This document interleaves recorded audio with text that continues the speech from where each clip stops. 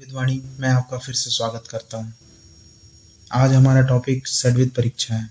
हमने इसके first part में जो कि हमने परीक्षा देखी थी उसमें हमने त्रिविध परीक्षा और चतुर्विध परीक्षा के बारे में अध्ययन किया था। अभी तक आपने इसका फर्स्ट पार्ट नहीं देखा है तो आयुर्वेदवाणी मेरे चैनल में जाएं और इसका फर्स्ट पार्ट जरूर देखें।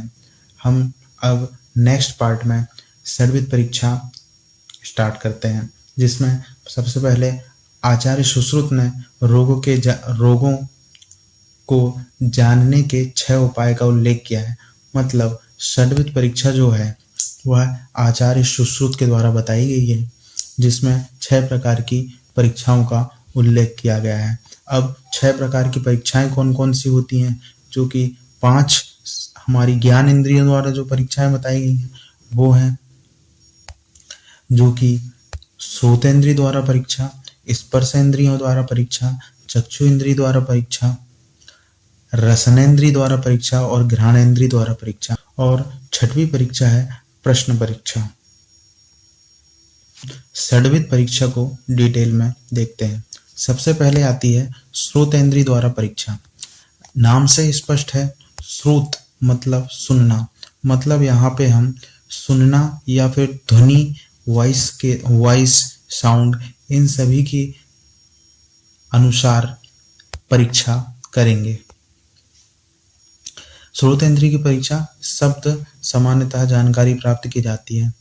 इस परीक्षा के अंतर्गत हमें शब्द के अनुसार रोगों की जानकारी प्राप्त होगी। सबसे पहले इसमें डिटेक्शन ऑफ हियरिंग, हमने वॉइस कौन कौन सी वॉइस की वजह से किस प्रकार की कौन कौन सी डिसीज होती हैं यह बताने का प्रयास किया है। मतलब किस प्रकार के साउंड कौन सी डिसीज में आते हैं। तो सबसे पहले है स्वर भेद, चेंज ऑफ वॉइस। यह है वातज छर्दी, वातज कांस, क्षयज कांस, इसके वजह से होता है। फिर आता है अड़ुस्वर होता है गलगंड में। फिर आता है गर्द भवत या फिर वॉइस ऑफ डंकी, यह होता है वातज स्वर भेद में। फिर आता है परावत एव कुंजनम, मतलब वॉइस ऑफ पिजन, कबूतर की ध्वनि क्षतज कांस में होती है। फिर आता है स्वरोपघात, ये होता है अस्थि मज्जागत कुष्ठ में। फिर आता है बाघ स्तंभ, यह होता है अर्धित पक्षाघात में। फिर नेक्स्ट परीक्षा है स्पर्शेंद्रिय द्वारा परीक्षा। नाम से स्पष्ट है, स्पर्श मतलब यहाँ पे टच, सेंसेशन आदि की बात होगी। तो स्पर्शेंद्रिय के माध्यम से उष्ण, शीत, श्लक्ष्ण, कर्कश, मृदु, कठिन आदि की परीक्षा की जाती है। स्पर्शेंद्रिय द्वारा शरीर में स्वाभाविक व अस्वाभाविक स्पर्शों का निर्धारण किया जाता है। स्पर्शेंद्रिय द्वारा हम स्वाभाविक या अस्वाभाविक स्पर्शों का निर्धारण इस परीक्षा के अंतर्गत करेंगे। फिर आती है चक्षुरेंद्रिय द्वारा परीक्षा। चक्षु इंद्रिय मतलब होते हैं नेत्र का अर्थ है देखना या रूप। तो चक्षु इंद्रिय द्वारा परीक्षा विषय कौन कौन से हैं, तो इस इंद्रिय से शरीर का वर्ण, शरीर की आकृति, वृद्धि एवं ह्रास प्रमाण, शरीर की कांति व छाया, आयु के लक्षण का ज्ञान, बल, वर्ण, शरीर के दृष्ट प्रकृति, आरोग्य एवं विकृति रोग आदि का ज्ञान चक्षु इंद्रिय परीक्षा द्वारा किया जाता है। नेक्स्ट इसमें हमने चक्षु इंद्रिय में कौन कौन से लक्षण किस व्याधि के हैं यह बताने का प्रयास किया है। तो सबसे पहले है अक्षी रोग, यह रक्तज अविच्छिन्न में होता है। फिर आता है रक्तैक लोचन, मतलब इसका व्याधि है छिन्न श्वास। फिर आता है श्वेत पीत लोचन, उसका अर्थ होता है पांडु। श्वेत पीत लोचन का लोचन है नेत्र का पर्याय। तो यहाँ लोचन मतलब श्वेत पीत लोचन मतलब सफेद या पीले रंग के नेत्र हो जाना, यह पांडु रोग का लक्षण बताया है। आता है कृष्ण नेत्रता, यह वातजर्स, कामला, वातज पांडु, वातज स्वरभेद, यह इसके व्याधि है। फिर नेक्स्ट परीक्षा है रसनेंद्रिय द्वारा परीक्षा। रसनेंद्रिय रस, टेस्ट, इस परीक्षा में किसी न किसी प्रकार से रस की बात होगी।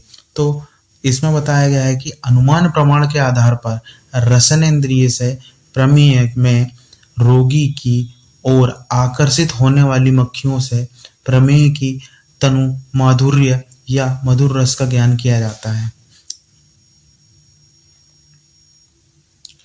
नेक्स्ट है घ्राणेंद्रिय द्वारा परीक्षा। घ्राणेंद्रिय मतलब गंध, यहाँ पे घ्राण मतलब गंध की बात होगी, ठीक है। तो यहाँ पे बताया गया है कि घ्राणेन्द्रिय विज्ञा अरिष्ट लिंगादिषु वर्णानाम वर्णंज गंध विशेषा। इस श्लोक को सुश्रुत सूत्र स्थान से लिया गया है। फिर इसका अर्थ है कि रोगी के संपूर्ण शरीर में व्याप्त स्वाभाविक या विकृत गंधों की परीक्षा घ्राण से करनी चाहिए। घ्राणेन्द्रिय से अरिष्ट लिंगों से संबंधित गंधों का ज्ञान किया जाता है। नेक्स्ट इसका कुछ लक्षण बताए हैं और उनके संबंधित व्याधि बताई है। जैसे गंधनाश जो कि रक्त प्रतिशय का एक लक्षण है। गात्र दौर्गंध, ये मेद रोग और कोष्ठ रोग का कोष्ठभ्रण का एक लक्षण है। नेक्स्ट परीक्षा होती है प्रश्नेंद्रिय द्वारा परीक्षा। प्रश्नेंद्रिय मतलब हम प्रश्नों को पूछकर या व्यवसाय एवं व्यय आदि, रोगारंभ काल, रोग कब से स्टार्ट हुआ है और वेग कब से स्टार्ट हुए हैं, इसकी जानकारी। फिर उपशय अनुपशय, फिर आता है व्यय आदि, रोगारंभ काल, रोग कब से स्टार्ट हुआ है और वेग कब से स्टार्ट हुए हैं, इसकी जानकारी। फिर उपशय अनुपशय, फिर आता है रोग उत्पादक कारण, कि रोगों का उत्पन्न किस कारण से हुआ है, इसका प्रश्नों के अनुसार हम अनुमान लगाएंगे। फिर रोगी का बल, जठराग्नि की स्थिति, कोष्ठ का ज्ञान, वात मूत्र पुरुष आदि का सम्यक प्रवृत्ति, रोग कब से उत्पन्न हुआ है, इन आदि सभी का ज्ञान प्रश्न परीक्षा द्वारा हम करते हैं। इसके साथ ही आज सडविट परीक्षा समाप्त होती है। वीडियो अच्छा लगा हो तो लाइक करें, शेयर करें और सब्सक्राइब करना ना भूलें। धन्यवाद।